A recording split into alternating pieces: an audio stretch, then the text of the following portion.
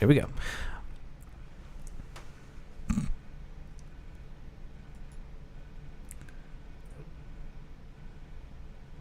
That's new. Yeah. 5, 4, 3. Welcome, everyone, and pull up a seat at the table. It is lunchtime in Rome. Tonight is episode 164, entitled Injustice in Loss. Our guest tonight is Matt Cresto, a father and husband who recently went through one of the most excruciating and difficult things a person can go through. Watching his beloved bride, Christy, confined to a hospital bed, slowly pass away right in front of his eyes while simultaneously welcoming a new baby onto the planet. You can read his entire journey and all the horrific details he carefully documented during this process at fightforchristy.com. That's fightforchristy with a Y.com. Now, disclaimer. There's some big hot button issues in this episode. Our sole intent is to hear Matt's story and discuss the deep well of hurts and emotions he experienced through this horrific process without pushing an agenda. The views, thoughts, and opinions expressed in this episode belong solely to Matt and not necessarily to the Lunchtime in Rome podcast or any of our affiliates. So pull up a seat at the table and join us. First-time listeners, you can subscribe on your favorite podcast app. Watch us live at lunchtimeinrome.com/live or listen directly on lunchtimeinrome.com. While there, you can take our relational needs questionnaire. Make sure to follow us on all social media, and it would be great if you gave us a 5-star review. Jay, what specifically is this podcast about? Being alone is the worst. Good times aren't as good, and bad times are worse when you are all alone. Romans 12:15 says to rejoice with those who rejoice and mourn with those who mourn. That is how you keep people from being alone, and what this podcast is all about. We demonstrate that in the first 15 minutes of the podcast, and we talk about it for the rest. So while it may not be 12:15 in Rome, we're treating it like it is. Lunchtime in Rome. So, this is going to be a little bit of a different episode. It's a lot of bit of a different episode, and that is important. Yeah, and normally what we do is we take the first 15 or so minutes and we talk about kind of our week and good, bad things and food sometimes and all of that. We catch up on life. Share life with one another. Yep, at the table. And sometimes one life deserves to be heard a whole lot more than ours. And that would be what's going to happen tonight. As mentioned in the opening, we have Matt Cresto on here, and I briefly described a little bit of what Matt went through and continues to go through to this day. But I wanted to give Matt the floor and kind of introduce himself. Before I do that, I do want to say that I met Matt earlier this year in January through a mutual friend. I went to his website and read through his story and started connecting with him over that. We met once for lunch at Panera, and I got to know him a little bit and just really feel the weight of the burden and hurt that he's going through, has gone through, and most likely in some ways will continue to go through. As I mentioned, he's a father. He has 4 kids, and so he's got his hands full, especially with one under 1 year old at this point in time. He's a hardworking guy who's done everything possible to hold it all together. And I was actually just having a conversation with a single mom today about just the juggling act that it is, you know, to keep up with your kids' schedule, to keep up with your own schedule, to bring in money, to do all of the things. Like, it's astounding what has to happen. And as we talk about on this podcast, having people surround you, being in community, not feeling alone is critically important. And so we may get into some of that with Matt tonight and how you've coped, who you've surrounded yourself with, and you know how that's allowed you to in some way, shape, or form make it through this time. As I mentioned, also, he's currently running fightforchristy.com, and again, that's Christy with a Y, where he honestly and thoroughly documented in great detail the horror show that was playing out right in front of his eyes in real time, and it's no stretch to call it a horror show. You've shared with me some of the pictures of, some of the things physically that were going on with Christy, and I mean, it's unbelievable. And so, with all that intro, Matt, would you please introduce yourself and Give us your version. Give us kind of a rundown of, it's all on your website. And again, everybody can go read it there. And I would highly encourage you to spend the 20 minutes or so, half an hour, whatever it is, reading through it on the website. But it would be so great, and we would be humbled to hear it right from your mouth. Thank you. So I ended up getting COVID from work, and I brought it home. I didn't realize it was COVID. I thought it was a flu because I just had a slight fever and body aches. I've had it before, whatever. Mm-hmm. I didn't think anything of it. Then she got sick, and she started having breathing problems. Some of her friends said, well, if she's having breathing problems, you should probably go to a hospital. So I figured, okay, what is one hospital in the Pittsburgh area that specializes in pregnant women?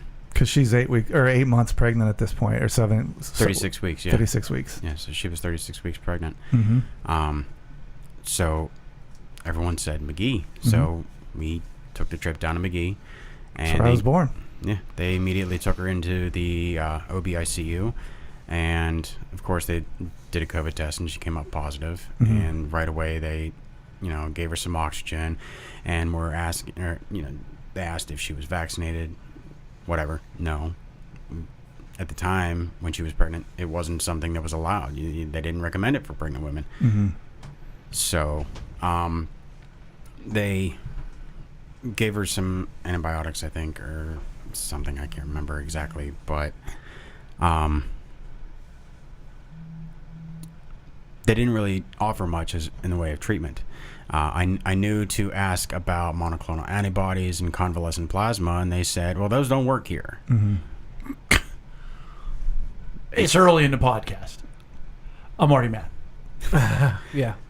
Those don't work here. Oh, but in other places, great. Yeah, they said they don't work, so we don't offer them. Great. Yeah. I'll touch on that again in a few minutes. I apologize. No, you're fine. So her oxygen was in the lower 90s, and they were concerned about the baby, so they suggested to us delivering early. And we said, well, he's only 36 weeks. Like, is that safe? Because 36 weeks is still considered premature. Mm-hmm. And they said, well, let's do an ultrasound just to make sure. Mind you, we had already had an ultrasound maybe a week before that. It was one of the 3D ultrasounds. Mm-hmm. And they gave us pretty exact numbers as far as how far along he was. And they did their ultrasound, and they said, oh, well, he's actually 38 weeks, and he's 8 pounds 9 ounces. Oh, okay. Yeah, okay, sure. All right, I don't believe you, but they were telling you this in a way to maybe get you to go through with having the baby. Yeah. Okay. Yeah. And they never really know, like from my experience, all my experience, Right. But they give you a range, and it's like 3 pounds. It's like there's a pretty wide margin for Right. somebody. It's not going to be 25. Right. So we talked about it with each other, and we said, well, what do you think? And one question we had for them was, knowing that she was COVID positive, if they were going to isolate him from us. Mm-hmm. Because she was already, obviously she was pregnant, and she had COVID, which means he was in there with it. Mm-hmm. So we said, are you going to take him away? And they said, oh, no, that's not our policy anymore. We don't take babies away from their mothers. As long as you wear a mask, you're fine. Mm. Okay, that was a little more reassuring. Mm-hmm. So we agreed. This was a nurse that told you this at this point? Yeah, or that was one of the nurses that told us it wasn't their policy to take them anymore. Okay. So we agreed, and it took a little bit, but they induced labor, broke her water, and then I can't remember what time. I think it was like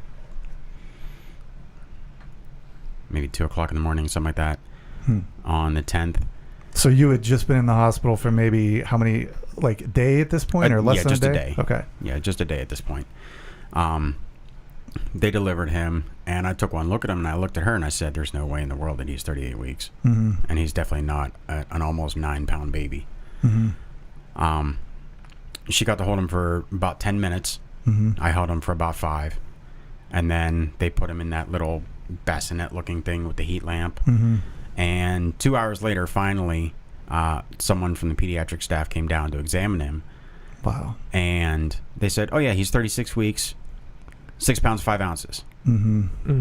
Exactly the numbers that we were given at our last ultrasound. Yeah.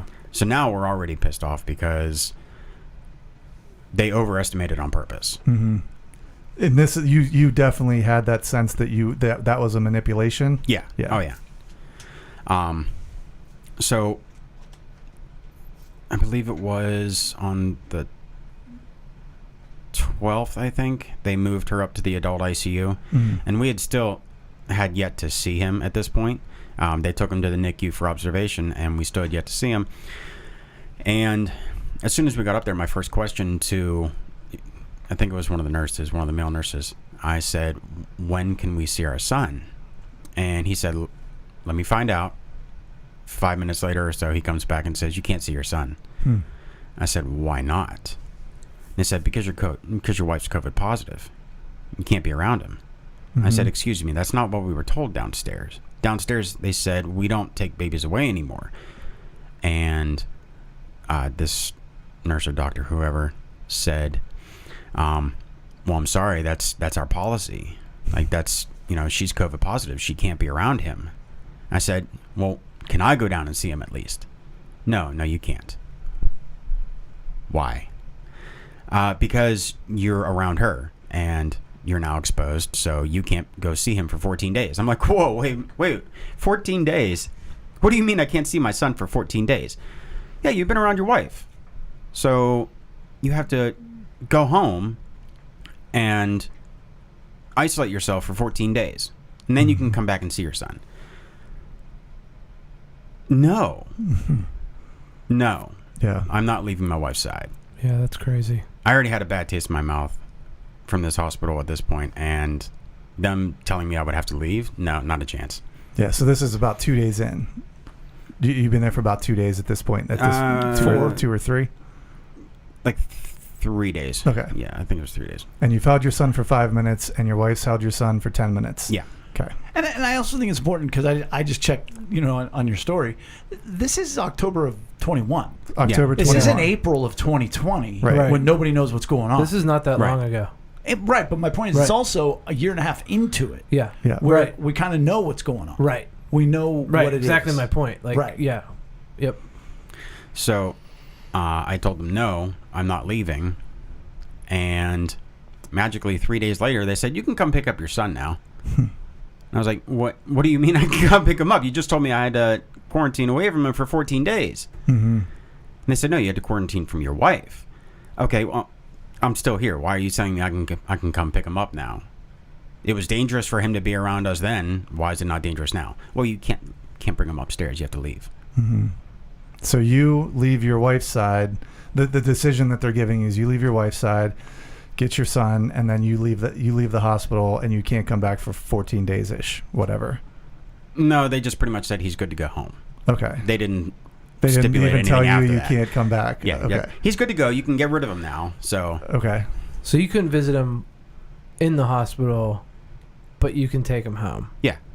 Yeah. Okay. Well, the even funnier part was they let me go down to the NICU to sit with him before his grandmother came to pick him up, because I wasn't going to have them possibly start something saying that, well, now I can't come back or whatever. Sure. So I stayed at the hospital. Her mother actually came to pick him up from the hospital, so she had a car seat in the car and everything, and she picked him up so that I could stay with my wife. Wow. But they let me go down to the NICU, even though 3 days prior that was a huge no-no. Wow. Yeah. Wow.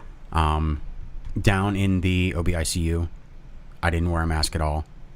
My wife didn't wear a mask. It wasn't really a thing. But then as soon as they got up to the adult ICU, you had to wear the full gown, hairnet, mask, face shield, double glove, everything. Like, you had to do everything.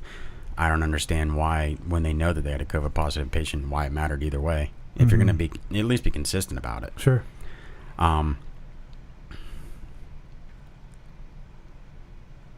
It's so heartbreaking. Like those moments, right after your child is born, like that, like those are bonding moments. You had 10 minutes. You had 5. Your wife had 10, right? Yeah. Yeah. Like it's, whoa, that makes my stomach hurt.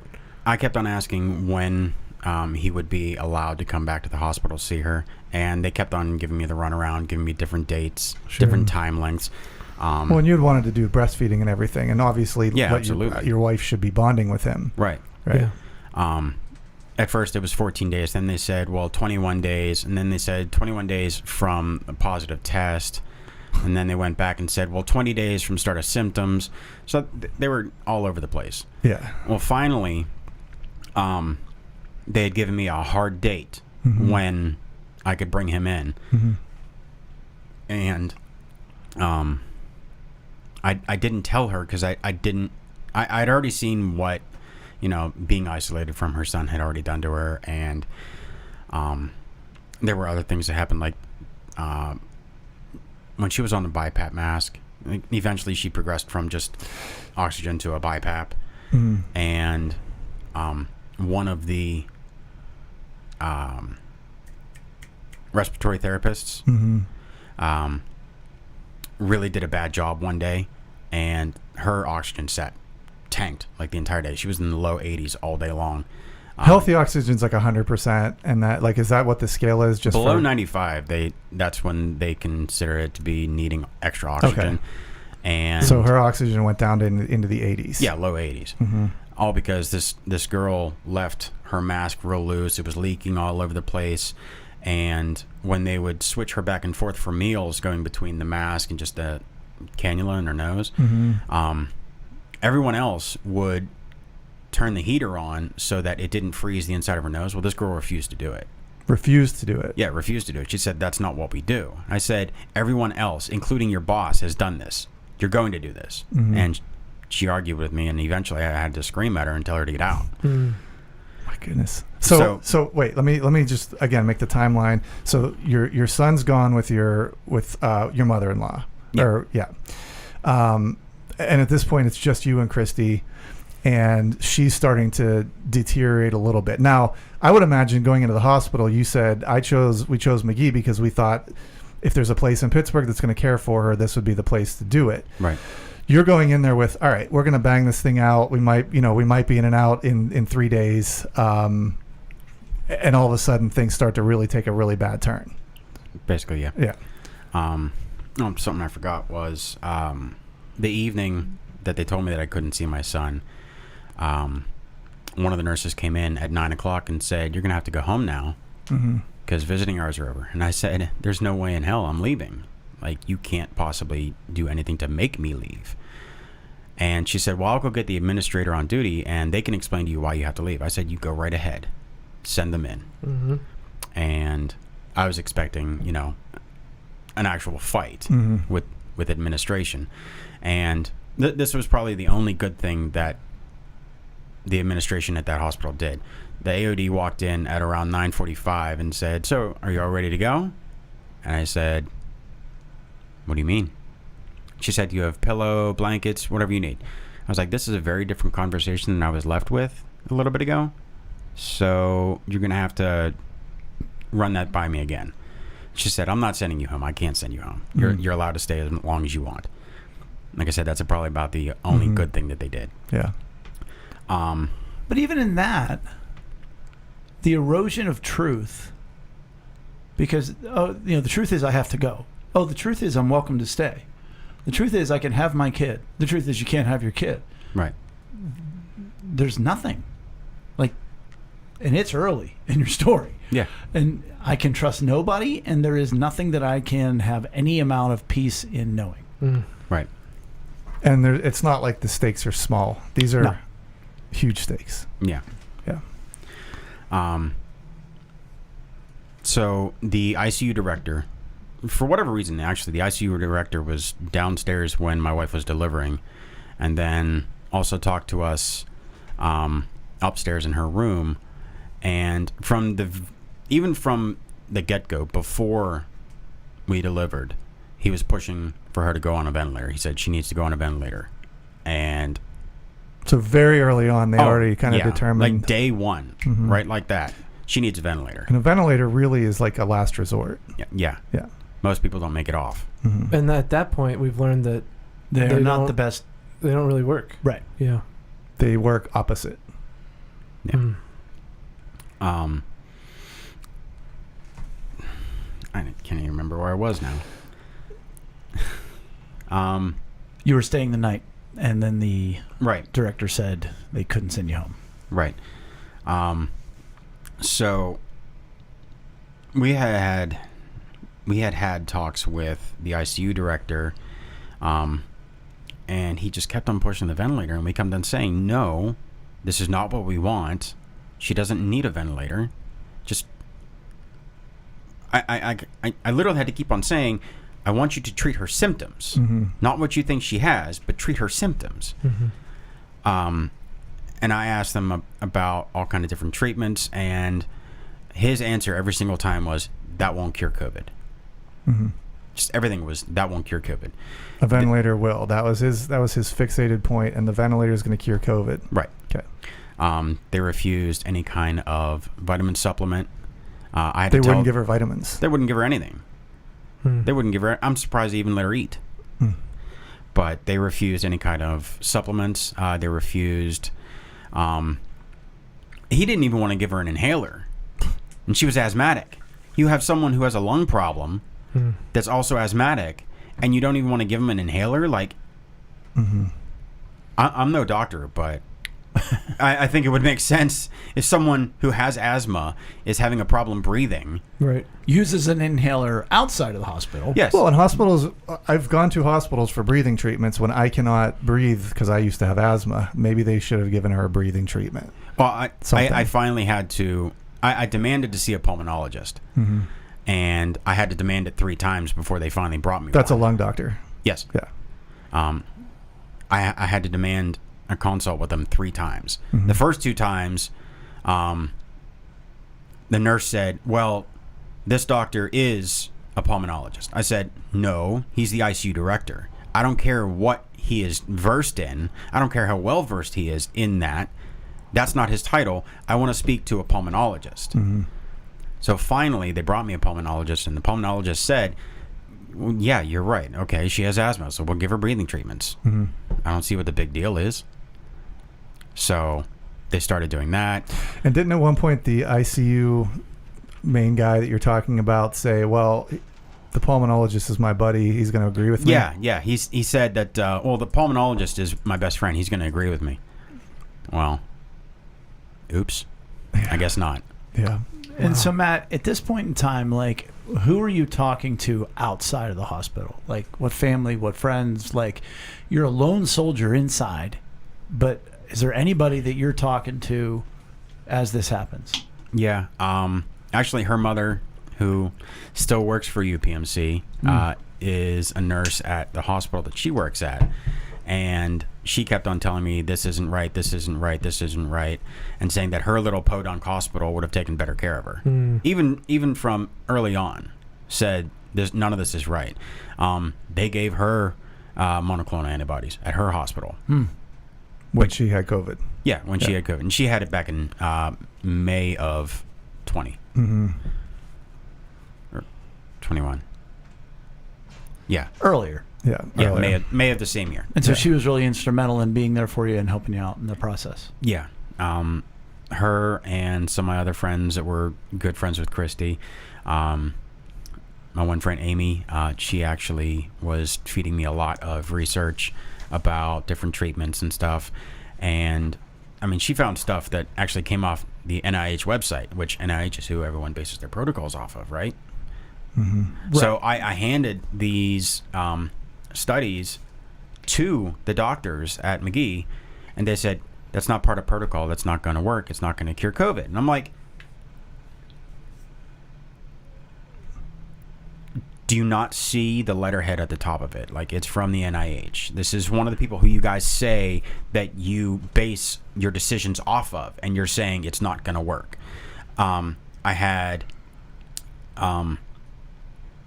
studies on NAC, on ivermectin, on the monoclonal antibodies themselves, on high doses of zinc, vitamin C, vitamin D, and you name it.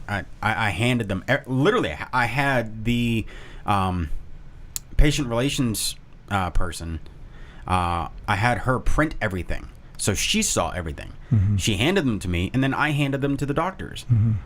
None of the nurses that took care of Christy could believe that they were withholding any of this. Like, they all said, I don't understand. Like, yes, someone that's sick, they need vitamin D because we're up north. We're already deficient to begin with.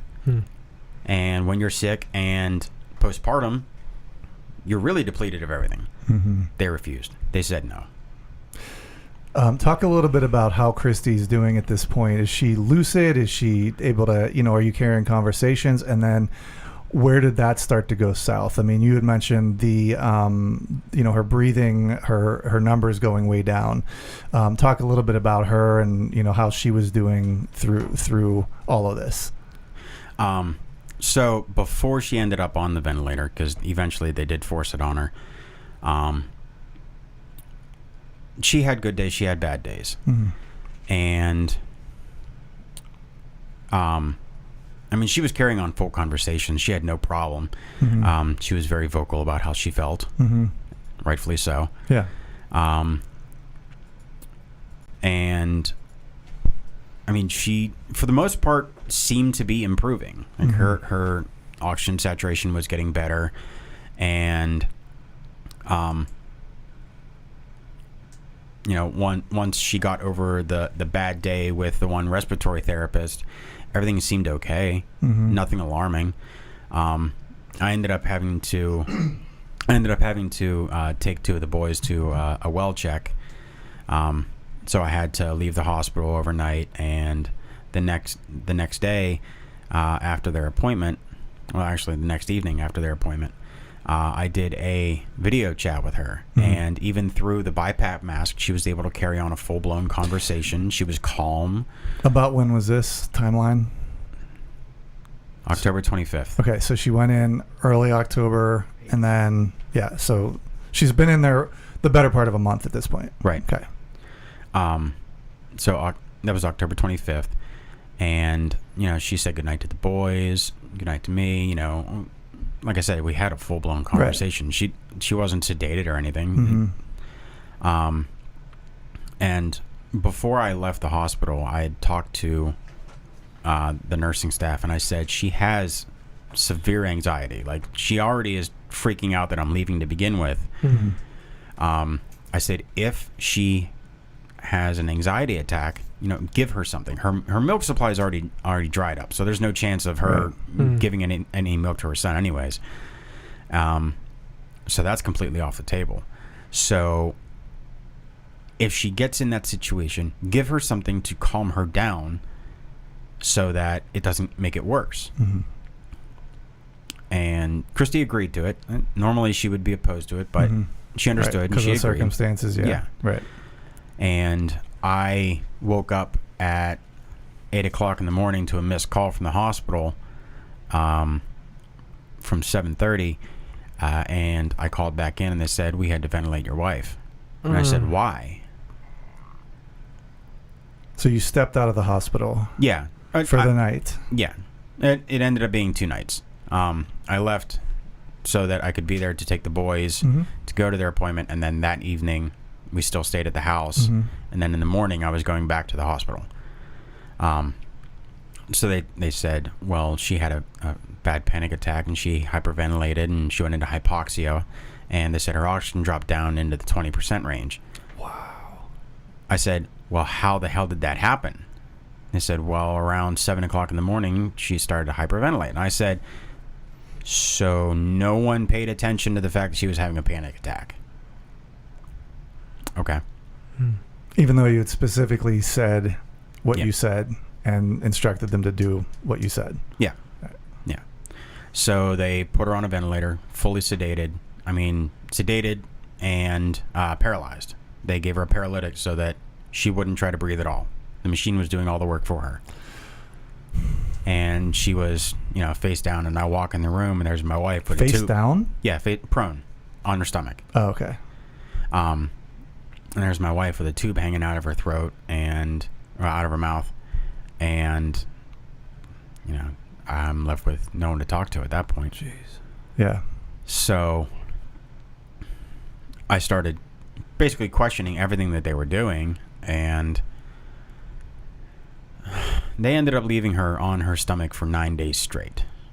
Now, to my understanding, that's like a huge no-no. You're supposed to, at the very least, reposition someone every 2 hours, if not flip them every 16. Mm-hmm. And they left her 9 days on her stomach. She ended up with a giant wound. Sore. Yeah, this is one of the pictures you showed me. Yeah. Yeah, she ended up with a giant wound underneath her breasts, right across the rib cage, where it was so deep, it was pretty much down to bone. Yeah. There was no flesh left on top of it. Jeez. It was horrific. It was disgusting. Mm-hmm. I couldn't believe it. And her mother is a board-certified wound care nurse to boot. Yeah. So I sent her pictures, and she's like, "What the hell happened?" And I told her they finally flipped her over, and that's when she started freaking out. Like, you're supposed to flip every 16 hours, not every 9 days. And they attributed it to her not tolerating it, but I don't buy it. Yeah. Now, during those 9 days, you would continue to go, but like you were at this point back in the hospital with her and by her side and everything. I didn't leave. Mm-hmm. I didn't even leave for food. I would either call for hospital food downstairs, or I would use DoorDash. Mm-hmm. I literally didn't leave the room. Yeah. And so if they said she didn't tolerate it, you were there. Well, they had me step out because they said it's not a pleasing anything sight. you want. Right, I get it. Whenever they have to flip someone, Sure. they said it's not very pretty. Right. Because they have to be a little physical. Yeah. Because you have, my wife was not a small person. She was Right. all better of probably 260, 270. Right. So it took some muscle. Right. So you to were get her flipped excused over. so they could say, "Oh, yeah, she didn't tolerate it." Pretty much. Of course, they didn't tell you that then either. Each time, or did they? No, every time that they tried to flip her, which wasn't that often, they only tried like 2 or 3 times before they finally In got 9 her flipped. days. Yeah, in 9 Right. days. Mm. When they finally got her flipped, her face was swollen to the point where it looked like someone had put golf balls above her eyeballs. Jeez. Because all the blood's just rushing into the front of your body. Well, she wasn't face down and like this. She was relatively level, in fact, even slightly inclined. Yeah, but still. But it's just all that fluid just drains into. Yeah, but I into the mean, front gravity. Of your face. You're laying down on your whatever position you're in. You're down that way for 9 days. Yeah, that's where all the blood's going to pool. Yeah. And eventually the swelling went down. Whatever.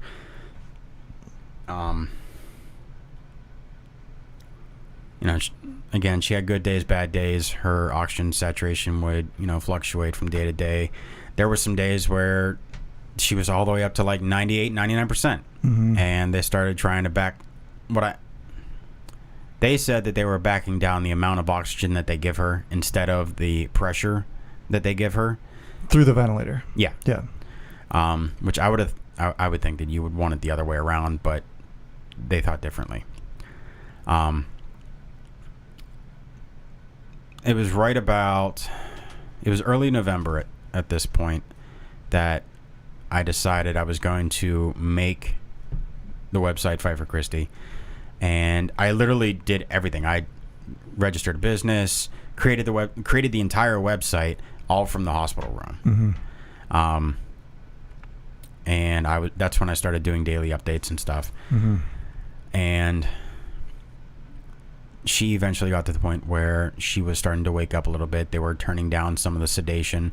The first thing you notice when someone's coming out is their eyebrows will start to twitch, and then maybe their eyelids a little bit. And it progressed to not just that, but then she could also move her head around. She could open her eyes easily. She was able to respond to yes/no answers. Like, she could shake her head yes or no. Eventually, her fingers and arms started to be able to move again, and she could point to things. So at this point, I was like, this is great. This is a major improvement. She's starting to come out of it. Yeah. We might be through the woods on this thing. Yeah. Yeah. Then it got towards the end of November, and yeah. So Because that's like a month at that point. It's a whole month at that point. It's almost month and a half. Almost 2 months. Yeah. And you've missed Halloween. She's missed Halloween. She's missed Thanksgiving. So yeah.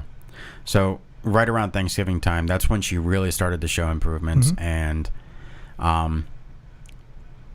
surprisingly, she was tolerating the tube in her mouth very well, because that's not something she would normally be able to. But it was Thanksgiving time. I spent Thanksgiving at the hospital with her.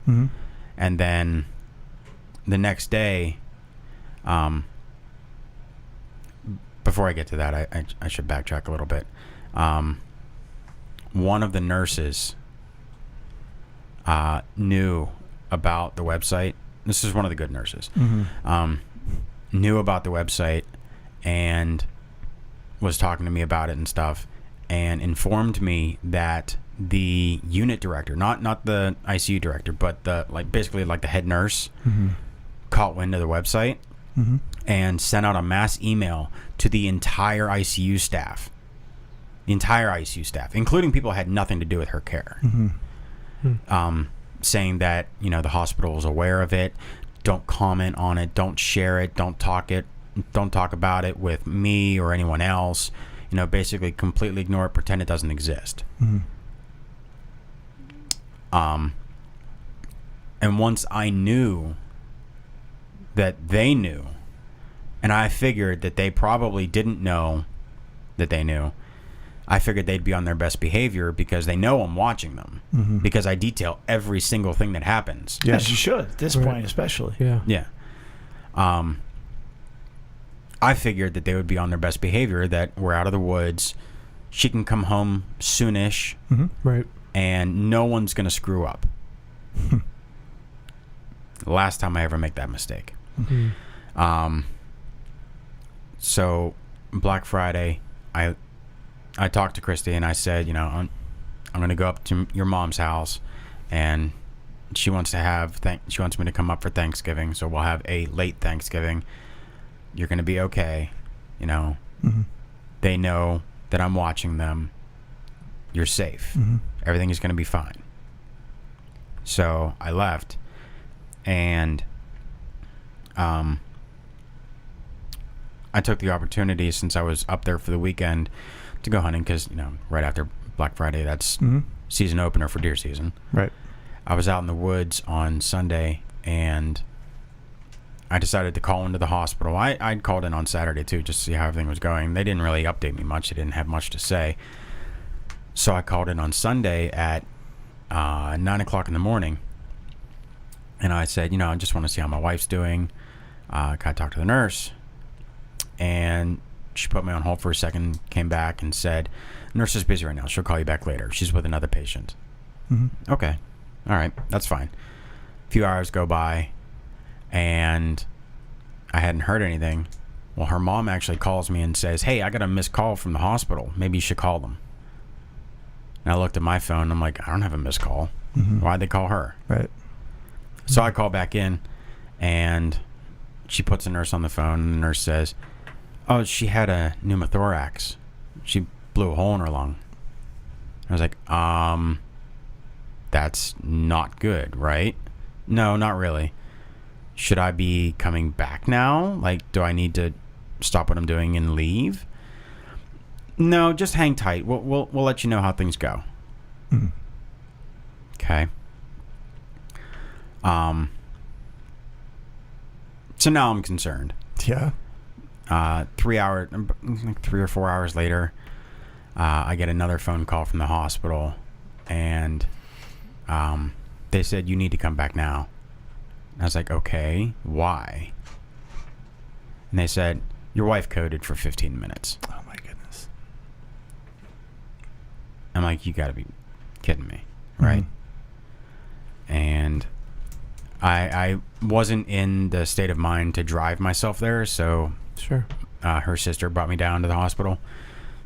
God bless her, because she hates Pittsburgh and can't drive on highways or city traffic. But she made it there. We made it alive. So I get there, and I walk in the room, and the look on my wife's face is just somewhere between terror and sheer pain. And I didn't understand why at first. But a little bit later, I found out that they had shut everything off on her. Everything except for the ventilator. So the only thing that was still running was the ventilator. All sedation was turned off. All pain management was turned off. Everything was turned off. Wow. So she was lying there fully awake, fully aware, with a tube in the side of her chest after having been dead for 15 minutes. And I lost my cool. I couldn't hold it anymore. Yeah. I started screaming at anyone that was in the room, and I called them out on knowing about the website. And I said, you guys care more about watching my stupid website than you do about watching my wife.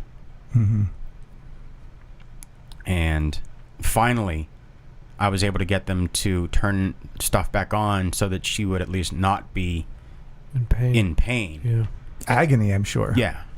I can't imagine. And so then after that, her kidneys started failing, her liver started failing. Up until this point, she had been holding a pretty steady fever. Mm-hmm. Usually around like 103, I believe. Around 103. It reached into 104 a couple times. And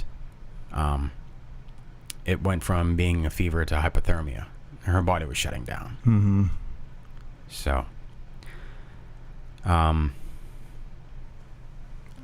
don't remember much between then and the end, but it was all just a blur at that point. Yeah. I watched my wife's heart go from 140 beats per minute average down to 18 slowly. Wow. Took hours. Wow. Her blood pressure kept on dropping. They gave her everything they possibly could to keep her blood pressure up. Mm-hmm. So then we ended up watching her die. And that's how long after the Saturday or Sunday after Thanksgiving?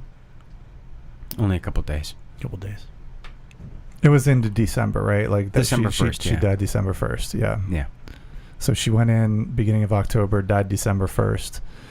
And at one point, I think I remember reading in your story, you had said that you had overheard the, the ICU doctor, or whatever you said, that main doctor, call her his test patient, her test subject. Yeah, he called her case study. He called her his case study. I didn't catch it, but she did, and she said, "I'm not a lab rat." Mm-hmm. Mm-hmm. It makes you wonder what case study, what was he studying, and it doesn't. I mean, obviously, that's terrible to hear. I can't imagine how terrified that would have made her. Yeah.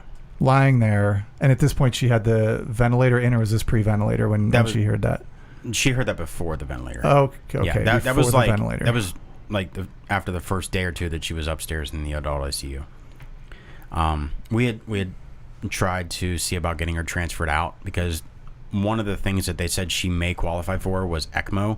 Basically, it's kind of like dialysis, but for the lungs. Mm-hmm. It oxygenates the blood for you so that your lungs don't have to do it. Yeah.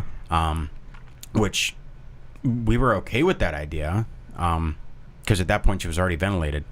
And they were going to transfer her to Presby, which is literally a stone's throw from McGee. Mm-hmm.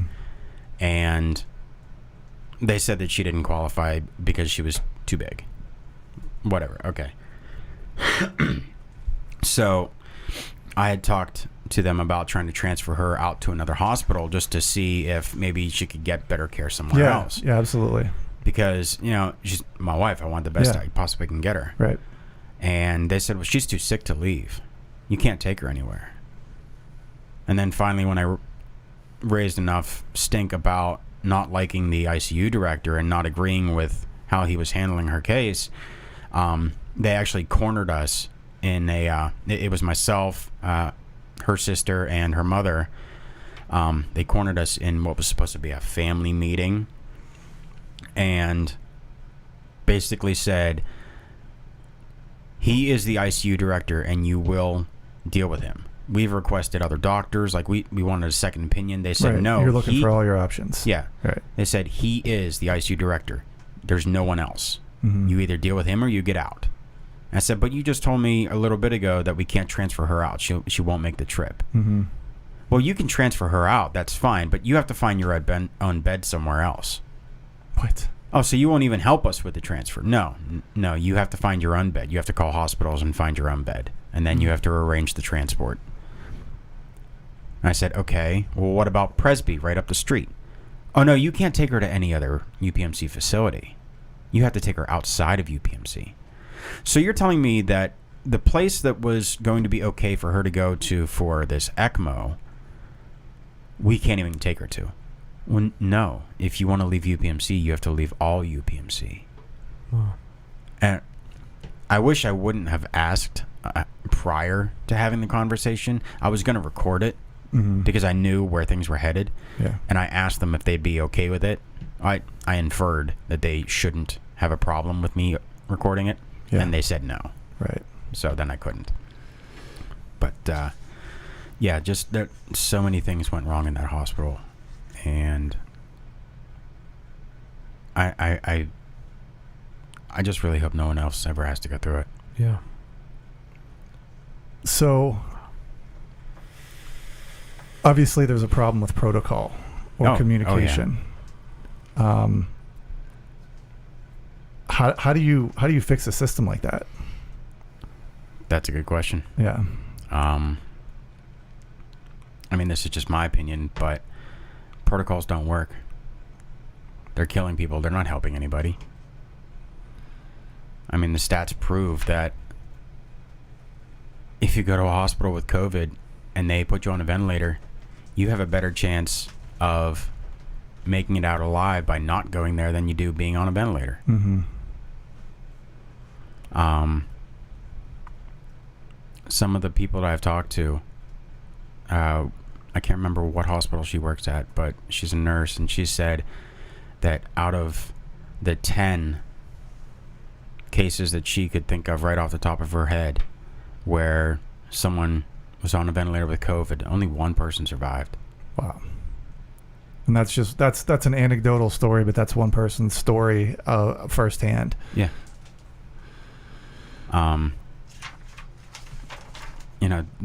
Doctors refusing things that are known to help. Even just normal, vitamins. Normal vitamin supplements, refusing it. It's like you have someone who's sick. Someone who's sick, their immune system is already weakened and already depleted, and you should be trying to help that, not hurt it. Right. And I've heard stories, and I gotta say, my wife's story, as tragic as it is and as horrible as it is, I keep on hearing stories about how they don't give people any nutrition. They won't even give them food and water. I'm like, that doesn't make any sense. Yeah, I jumped on your website today after probably a couple months. You and I kind of lost touch for a little bit, or didn't touch base for a little bit, but I jumped onto your website again yesterday, and I saw that you have quite a few other stories. Like, it seems like you're compiling stories, and I think that that's probably something that is very vital right now, is to get these stories out there as much as possible. Right. I want to shift gears for a second, because I want to talk about contradictions, and not necessarily in your story per se, but in your circumstances, in your emotions. You are filled with joy and expectation over a new baby, and then watching your bride get sick and admitted to the hospital. Can you talk a little bit about, as you're going in, the baby's, it's about a month away, but, talk about what you guys were doing up to that point before she got sick, and then talk about, the contradictions that you have in that, because that's two very, separate sides of life. Right. So my wife, she had gone through obviously 4 deliveries before that. And the one thing she wanted to do this time, she wanted to do a home delivery. Okay. So we had a midwife, and things were going great. Everything was fine, normal. Everybody was healthy, and we were just getting the house ready for, a new baby, and getting our room set up so that she could have the home delivery. And that's, basically when everything kind of got turned upside down. Wow. And so you go from that, you go through the most horrifically disorienting, dizzying, enraging, and then at times, I'm sure, numbing ordeal, leaving you in places you never thought you would be, in a place you never thought you would be, losing your wife. Help me understand at this point, from that point on, where do you go emotionally? Because you go from, there's all the stages of grief, and we get that and everything else. But what I mean is, where do you go as far as like, you said earlier your mother-in-law was there for you, your sister-in-law was there for you. Where have you gone? Like, how have you been able to live? I when I met you tonight, I said I greet you with great respect, right? Because this breaks people. Yeah. Tragedy makes you more of what you are, and so you're obviously a strong man. How have you gotten from that point to this point? My kids. That's about it. Yeah. Go on about that. So, the moment that her heart stopped beating, I was filled with unimaginable rage. Yeah. And I was pretty much dead set on getting revenge some way, somehow. Right. But then I look at my kids and I'm like, I can't. Right. I got 4 kids I got to take care of. I can't leave them stranded. So my kids are pretty much the only thing keeping me level-headed. And how has it gone taking care of them? They grow up fast. What are the ages? So her younger daughter, Emma, is 11. She's going to be 12 this year. Colin is 5. Carter, who actually now shares a birthday with his youngest brother, is going to be 3 this year. And obviously Caleb is still less than 1. Man. And that is, do you have help? Yeah, my parents help out a lot. I've had some friends come over and watch the kids so I can take care of some things here and there. Because you're working again, right? Yeah, I am. I took, including the 2 months that I was in the hospital with her, I took about 5 months off of work, and I still had a job when I was ready to go back. And they gave you they kept your job for you. Yeah, yeah, they did. It'd be a pretty crap move not to. I mean, it would be another website. But right. I mean, towards the end, they were starting to question if I was actually going to come back or not, and at that point, I pretty much was faced with the decision. Do I go back to work, or am I leaving my job and searching for new work elsewhere? Right. Because after my wife passed away, I spent, up until the point where I went back to work, I spent all that time actually up with her mother, with my mother-in-law. And she lives about 2 hours away, something like that. Yeah, she's up towards Clarion. Mm-hmm. So I got to spend some time just dealing. A lot of woods out there. Mm-hmm. I think part of what helped is she actually has a wood burning furnace, and there's a whole lot less trees up there now, aren't there? I didn't cut down any that weren't already dead, but I had the opportunity to go out and just escape. Mm-hmm. Yeah. And so you come back. Have you had the opportunity? I mean, I know the website is incredible, and it makes me even sadder seeing all the other stories. And we know there's a million stories out there. Oh, yeah. I mean, the centralization of medicine is to no one's benefit, right, other than those who people centralize making it. money. Right. Right. But you've kept busy. You got it out. You go through this process of you want to provide for your kids the greatest semblance of normalcy. Yeah. because life is never going to be the same. And I shared with you just briefly, my story. And once we knew that my youngest son his cancer was terminal, I was like, okay, I have to do everything I can to make sure that it doesn't ruin 3 lives. Right. They've ruined, 1.5 lives. You can't let them ruin 5.5 or 6. How has it gone getting back? And then, so you search for a new for normalcy, but there is no more normalcy. Right. And we're not going to say new normal because that sucks. Mm-hmm. But there's a new reality. How has that process been, and how aggressively have you done anything with your kids, like the Caring Place?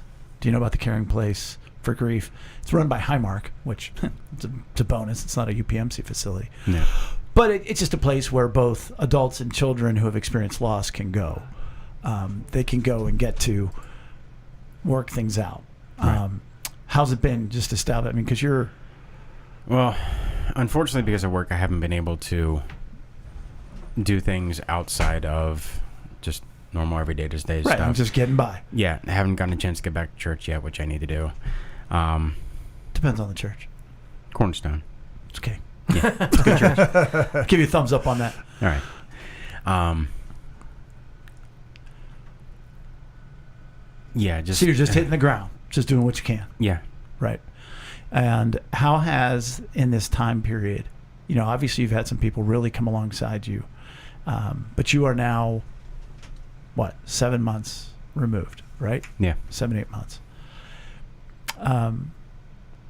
It's important because it sort of gets to a point where, like, the phrase I use is the lasagna stop coming.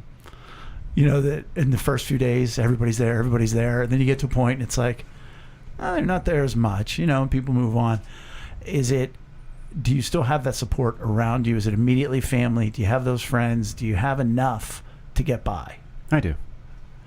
To get to that, because that's essential. That's when people feel most alone. Yeah. Because, like I said, the phone calls stop. They don't want to bring it up. They start asking, well, you should be better by now. I'm like, when is that? You're never better. But that's great that there's at least those people to still be there for you and help with the driving and the because I'm sure you're taking kids everywhere. Well, actually, so when I'm at work, my parents are watching my kids. Mm-hmm. So when Christy and I first got together, and we ended up getting pregnant with Colin, our first one together, she was working, I was working, and I looked at her and I said, what are we going to do here? Because we can't both work. So you got 2 options, really. I said, you can either A, continue to work, and I continue to work, and all of your paycheck and then some goes to paying for daycare. Right. Or B, you just stay home and you get to raise your kids. She saw that as a perfect opportunity because that's what she wanted. She wanted to be able to raise her kids. Yeah. She didn't want a daycare or a babysitter doing it for her. So I said, okay, that's what we'll do. You stay home, I keep working. And that was my mission. That was my job in life. She was supposed to raise the kids. I was supposed to work and make sure bills get paid, roof over her head, and food on the table. And then someone screwed that up. Yeah. Badly. Yeah. Yeah. Again, I said it before, I'll say it again. The dad you are, the husband you are, is impressive. And how hard you fought and how hard you're fighting is commendable. And yet, giving your kids a sense of normalcy. Yeah. It's incredible. And tying in your parents and of course, her mom is so vital for their health moving forward. Because, will they be the same? No. But they can be okay. Yeah. They can be different, but they can be okay. I guess it's kind of a little bit of a twisted way to look at it, but Caleb and Carter, the 2 youngest, they're never going to remember. No. Yeah. No. Colin may have some slight memories. Right. The ones that are going to take it the hardest are myself and Emma. Yeah. Yeah. No, there's a journey ahead, but it's doable. Yeah. That's the one thing I love to encourage people is, in your darkest moments, it is possible to heal and to move on. Is there anything else you want to add before we wrap this up? Yeah, actually, so in my quest to bring out truth and share other people's stories, I was actually approached by another group. They're called Former Feds Group, and they do pretty much the exact same thing. They gather stories, share them, put them out there. Federal, because you've explained it before podcast. Federal agents or federal attorneys. Former feds is exactly what they are. It's former federal prosecutors, attorneys, stuff like that. Okay. But it's not just that. We have and I say we because I joined with them. Mm-hmm. We have a civilian task force, and we do a lot of work with victim support, victim outreach. We're constantly searching for attorneys that will help in different states to bring those responsible to justice, really. Because right now, with all the blanket coverage that all the hospitals have, the immunity that they have, it's quite a battle. Yeah. And we're trying to gather as much information and as many stories as we can, bring everyone together, because once you have a large enough mass of people, you can't ignore it. Right. It's no longer, it's just circumstance, or it's dumb a luck. one-off. Yeah. There's diehard proof of what's going on. And that the problems are systemic. Yes. Not outliers. Right. Well, do they have? Is there a website that you want to promote with that? I mean, because obviously you have your Fight for Christy with a Y.com. Does this organization have anything that you want to shed a light on as far as like people can go check them out? Yeah. Well, if anyone has a story similar, or even anything involving anything with all this crap that's going on, you're not alone. Reach out. Yeah. Their website is formerfedsgroup.org. You can also find them on chbmp.org. That's a kind of like a sister website that we've put together so that other people can pretty much do the same thing. They can bring their own stories in. They can interview other people as well, And you, again, I mentioned that you have been putting stuff on your website. I mean, are you welcoming people to contact you as well? Yes, absolutely. Yeah, because we've seen there's always been injustice in the world, but the past 2 years, it seems like everybody that's rotten has got away with it. And there's so many people in those positions that are just hoping it all goes away. As more and more things become clear, they're hoping that we move on to other things. And for them, that might be an option. For them, it might just be, okay, that's in the rearview mirror. But for people like yourself, this is now your life that they've altered forever. Oh, yeah. And there has to be accountability for that. There is one more thing I want to touch on, because we did have Matt take the relational needs questionnaire. Yeah. And do you mind if we talk about that real quick, Matt? Sure. So Matt's highest needs are affection, appreciation, and encouragement. And I think what's really heartbreaking to me is that like you've lost your one source of affection, your wife, and that's like one of your highest needs. Like that is incredible to me. Like, and I know we're a podcast about emotional needs, and I just want to recognize that. And that's just incredibly heartbreaking to me. And I know like you can get affection from high fives and fist bumps with buddies and hugs with your kids and stuff, but man, losing your wife, gosh, I can't even imagine that. But I appreciate you being here, and that's one of your highest needs. I want you to know that I appreciate you being here and doing this so much, and I also encourage you to keep going and keep fighting. And if you ever need us for anything, please let us know, and we can promote whatever you need. I appreciate it. Yeah. No, I've said it all. I mean, you have all my respect in the world, and I look forward to what God does through you, and literally the lives that are saved. And I encourage you, never quit. And I know you're not going to. You don't need me to tell you that. at all. But, man, my heart goes out to you, and I'm a different man having met you. Yeah. Thank you.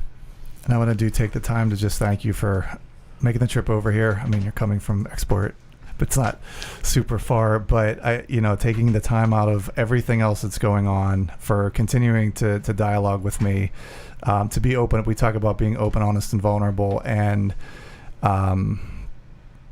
this is incredibly open, honest, and vulnerable. So thank you for that. And that's going to wrap it up for episode 164. Please make sure to give us a like or follow on social media and visit us at lunchtimeinrome.com. While there, you too can take our relational needs questionnaire. Thanks for joining us at the table for Lunchtime in Rome. Bye. See you next week. Bye.